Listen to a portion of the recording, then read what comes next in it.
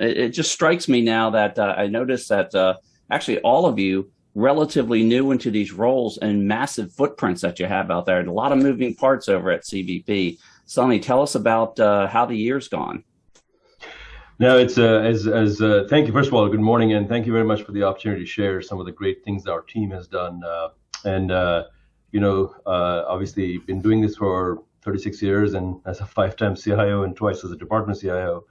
This one is my first year as well here in this full role in official capacity, and then of course another 9 months in acting.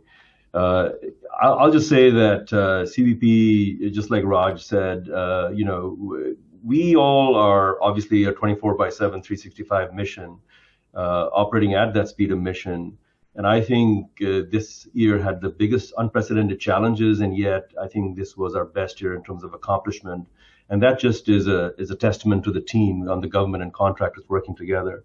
If you think about it in retrospect, the largest global pandemic and operating completely remotely and seamlessly all throughout. No worries, as the largest law enforcement organization in the United States and one of the largest in the world. Second, the largest border surge in 21 years, and we handled that. Third, the largest airlift in history with Operation Allies Welcome that Raj talked about. Obviously, CBP played a big role in that operation, and I'll talk about that as the biggest accomplishment that I'd like to just focus on as one of the many accomplishments.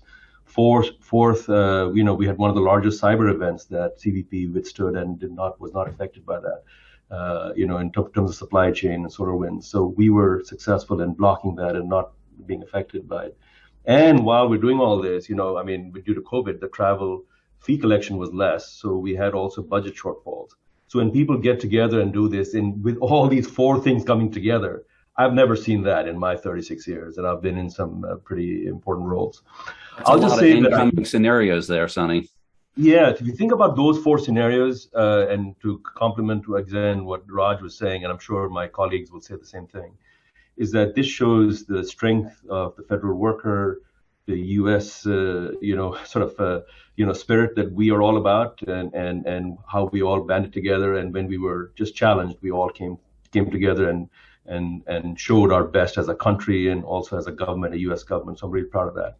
I think the top accomplishment, I'll say, amongst all of these was that we were asked to do this airlift and support this Operation Allies Refuge and Operation Allies Welcome, in the August timeframe, if you would. And so we immediately made sure that we can, process around, I think overall we processed over 85,000 folks who have come in various capacities. Then you have to make sure they're all vetted to make sure they're safe. And we are safe in terms of who's coming in and who's what. And so with that, we partnered with all the other agencies, including DoD, and then how do we actually make sure we're comporting with all the laws and making that happen. We use facial recognition to allow us to process people faster. And in fact, the Joint Chiefs said that it was one of the most amazing technologies that they've seen, and were complimenting us in one of the meetings. So I think that, as was relayed to us by the DHS CIO, Eric Heisen, was also doing a great job.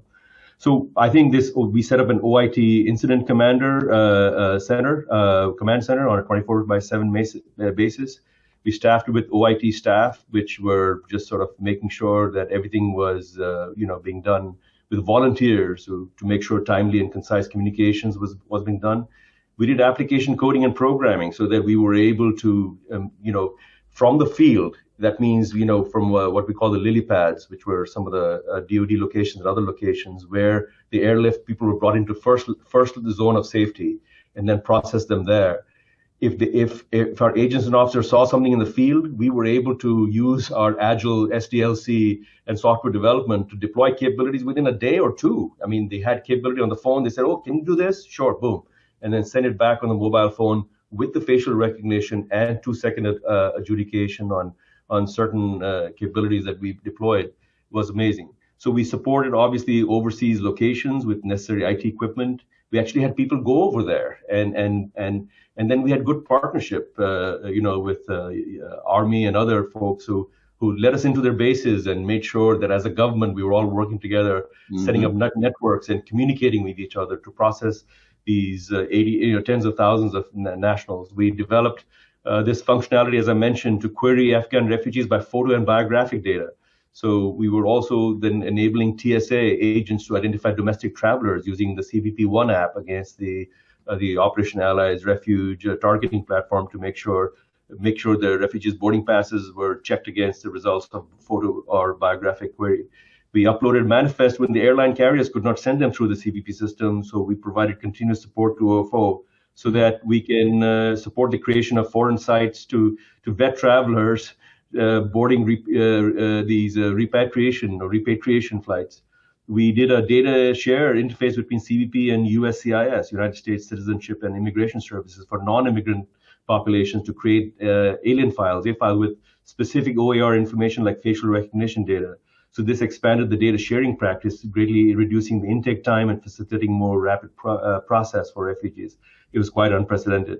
We worked with DoD in data sharing, which greatly expedited the processing. In fact, we had an automated daily admissions report and an interactive dashboard providing real-time information on data, including Afghan unaccompanied minors, because a lot of these were children who may have not been there with parents or other. And so to handle that, it was a humanitarian thing. And then we also deployed personnel to the 6 overseas DoD locations and established a data network presence, like I mentioned, with CBP officers and U.S. Border Patrol agents to conduct initial processing of all of these, and expanded this to 24/7 at 5 U.S. airports so that we can process these very fast.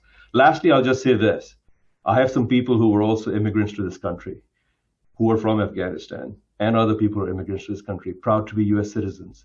They went and volunteered to do translation services and other things, and it's personal. And that's what makes America great, in my view, that we welcome these folks, we honored our obligation, and we served, and it was really emotional for people that they actually saw this through. And I was there also at a lot of these locations in the United States, welcoming these folks or seeing how the system and process is working. And I can tell you, it's very satisfying to be a U.S. government employee and to be a citizen of the United States doing this kind of mission. It was something that we'll remember forever. Wow.